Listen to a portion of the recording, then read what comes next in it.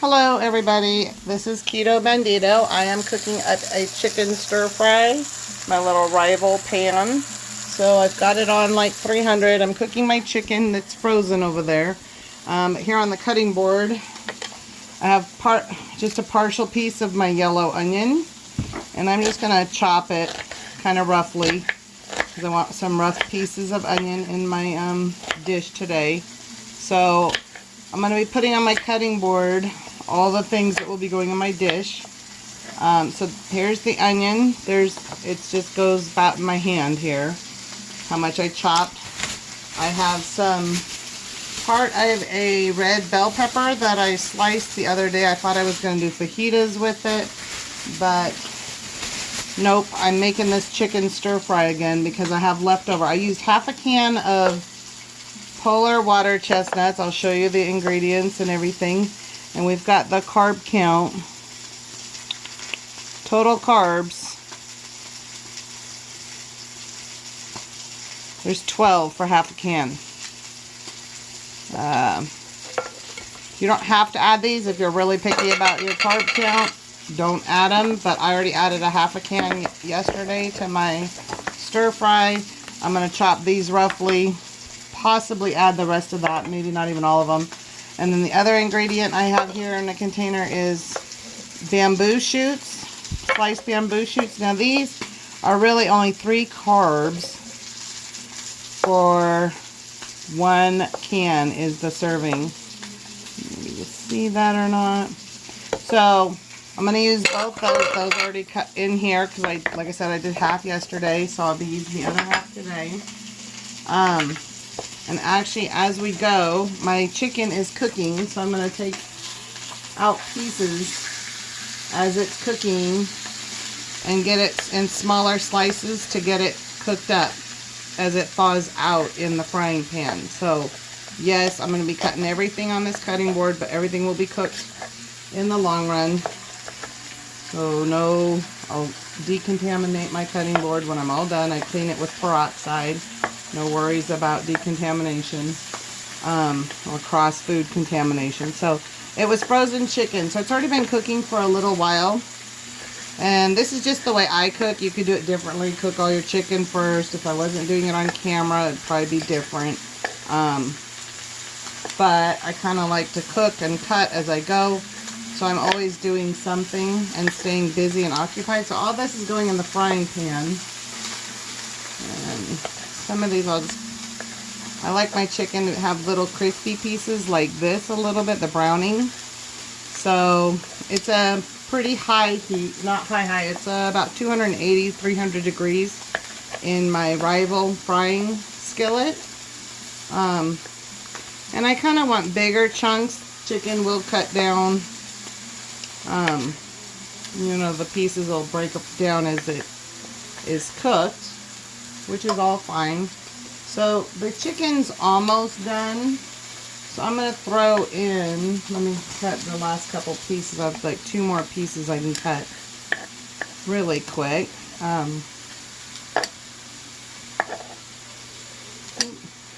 Sorry, I'm not great left-handed with the tongs. And I'm only using tongs right now while the pieces are big because it is a skillet with Teflon in it. I'd prefer cooking this in my cast iron, but this is just an easier pan to cook it in, being a stir fry, than my cast iron is. So this is what we're using today. Use what you got. If you got a stove top, use that. I don't have a stove top. So really quick, I'll bring you the pan, and I'm going to switch. I don't need the tongs anymore. I'm going to switch over. This is a silicone spoon. I'm going to do those. I'm going to add in my onion now. Like I said, it's rough chop. Then I'm going to go back to my cutting board. And yes, I have all this. Is it focusing? I don't know how good my stand is going to be today. I'm sorry, my stand isn't really that strong. I don't know how to tighten it any better. But I'm going to rough cut my red peppers. So this isn't even a half a red pepper. Maybe about half. So I'm going to stick all this into the frying pan as well.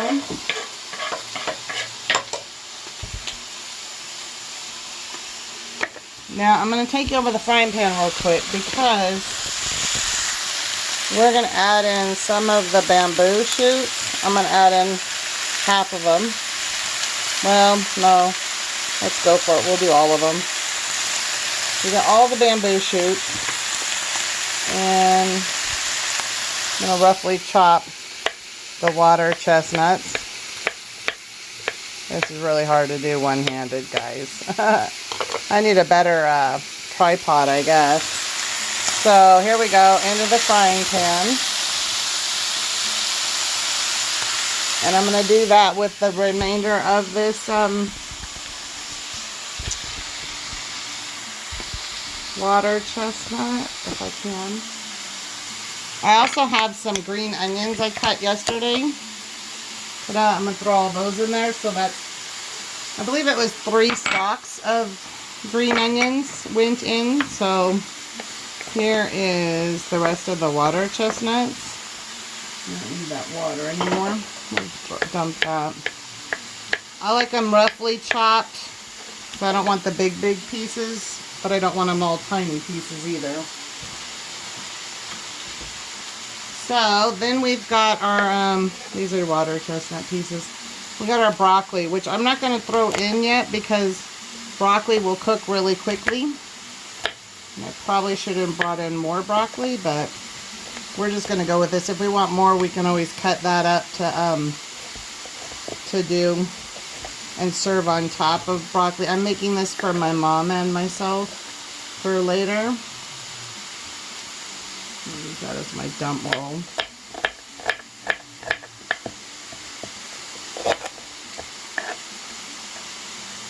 And I like the stalk of the broccoli. I don't know if you guys do or don't do this, but there's a lot of nutrients and such in here, but you just get the roughness off. I don't want those pieces. These are harder to cook, so I'll go ahead and put the smaller pieces in. I haven't even looked to see if I'm still on camera, actually. Just stirring this up a little bit, and I'm going to turn that down because it's cooking kind of fast. And then I'm going to show you how I add sauces in and what kind of sauces I'm going to use to make this a delicious dish. And I got a new one, which I wasn't real sure about, but I tested because you don't use that much. I got this new pineapple habanero over at Big Lots. And here's the ingredients and stuff. So there's a little bit of sugars and stuff in here, but literally a serving is, there's 30 servings in the bottle, but a serving is a teaspoon. And I'll be putting in just a couple of tablespoons for the whole recipe. And if people really like it, they can add more later on their individual dishes. But it adds a nice spice to it when cooking it. And so I like to add that. You could go without it if you want. If you don't like spice, definitely leave it out.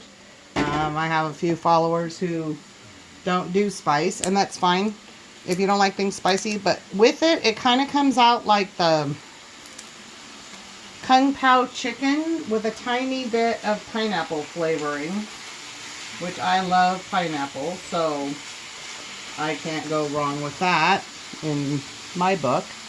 But I'm going to see if I can stack you over here by my frying pan. Let's see if I can get this to hold up. Here's my frying pan.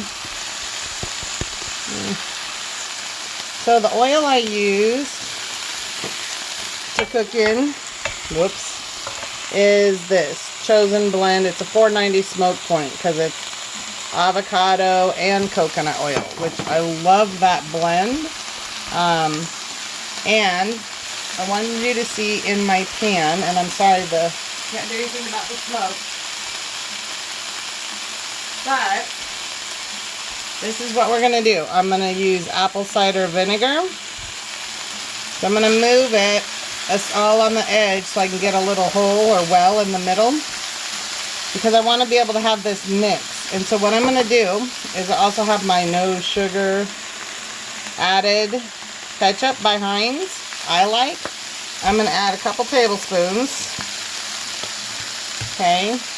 Then I'm going to add a couple tablespoons. So it's about a quarter of a cup. Okay, that's 3 tablespoons is a quarter of a cup of each of those. I like this sauce, ginger juice. Adds a couple little carbs again. I add about 1 tablespoon of that. Now, I'm going to mix this together before it starts mixing with everything else, as I flop stuff around my kitchen, make a mess. So then I can start blending that in, and I think I'm going to add a little bit of water. Usually I wait and add the water when I'm going to add the broccoli, which could be close.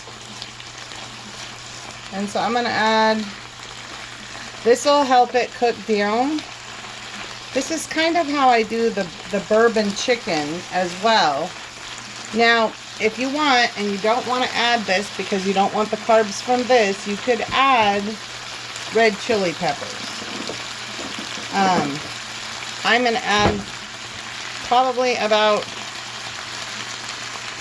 half of what's in here, which is going to be probably 3 or 4 tablespoons.